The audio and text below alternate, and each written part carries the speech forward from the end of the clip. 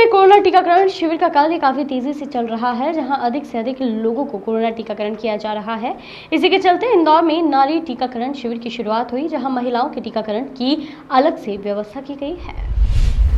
इंदौर मुख्य चिकित्सा अधिकारी डॉक्टर PS सत्या ने बताया है कि कोरोना की दूसरी लहर के बाद से ही प्रदेश में कोरोना टीकाकरण का कार्य तेजी से कर दिया गया है, जिसमें 21 जून से महाअभियान की शुरुआत हुई है और इंदौर ने नेशनल लेवल पर एक रिकॉर्ड भी बनाया है। इस पर यह लगातार देखने में आ रहा है कि टीकाकरण में पुरुषों की तुलना में महिलाओं की संख्या कम पाई गई है, जिसके चलते इंदौर नगर निगम व जिला प्रशासन ने एक बैठक आयोजित की, जिसमें महिला टीकाकरण शिविर की शुरुआत करने का निर्णय लिया गया। जहाँ शहर के कई स्थानों पर महिला टीकाकरण शिविर लगाए गए हैं, जहां पर आज सुबह से ही महिलाएं टीकाकरण का लाभ लेने पहुंच रही हैं।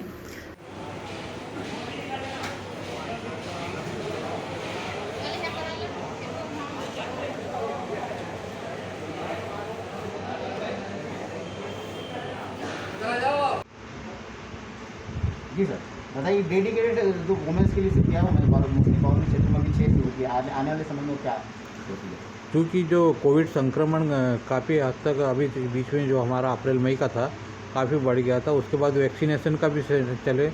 और एक वर्ल्ड मतलब अपना नेशनल लेवल पे जो रिकॉर्ड अपन ने बनाया है इंदौर शहर ने, वो एक बहुत बड़ी उपलब्धि है। उसी के साथ हम देख रहे थे कि लगातार हम 1.5 लाख 70,000 80,000 इस तरह से वैक्सीनेशन कर रहे हैं, मगर इसके बावजूद भी कुछ जगह पर ऐसे हैं कि पॉकेट्स है कि जहाँ पर कि टोटली वैक्सीनेशन नहीं हो पा रहे थे। और उसमें जो देखा हमने तो सेक्स वाइज जो देखा महिला और पुरुष में, तो उसमें पुरुषों की संख्या ज़्यादा थी और महिलाओं की संख्या 1 लाख अभी कल जो था 1 लाख से अंडर ही था।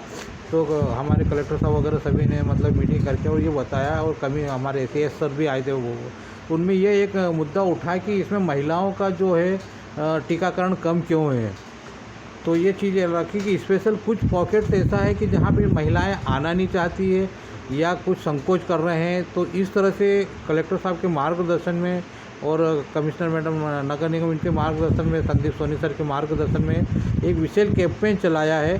कि जहाँ पर कि महिलाओं के लिए विशेष अलग से सेंटर बनाए जाए, जहाँ पर कि महिलाएं बिना निसंकोच और ऐसे जाए। और कई बार ऐसा रहता है कि कुछ रिलीजियस में भी ऐसा रहता है, तो उसके लिए अलग से सेंटर बनाए हैं। और अगर हमें लगेगा कि हाँ यहाँ पर ऐसे पॉकेट से कुछ आइडेंटिफाई और फ्यूचर में भी कर रहे हैं कि कुछ पॉकेट ऐसे रहेंगे कि जहाँ महिलाओं का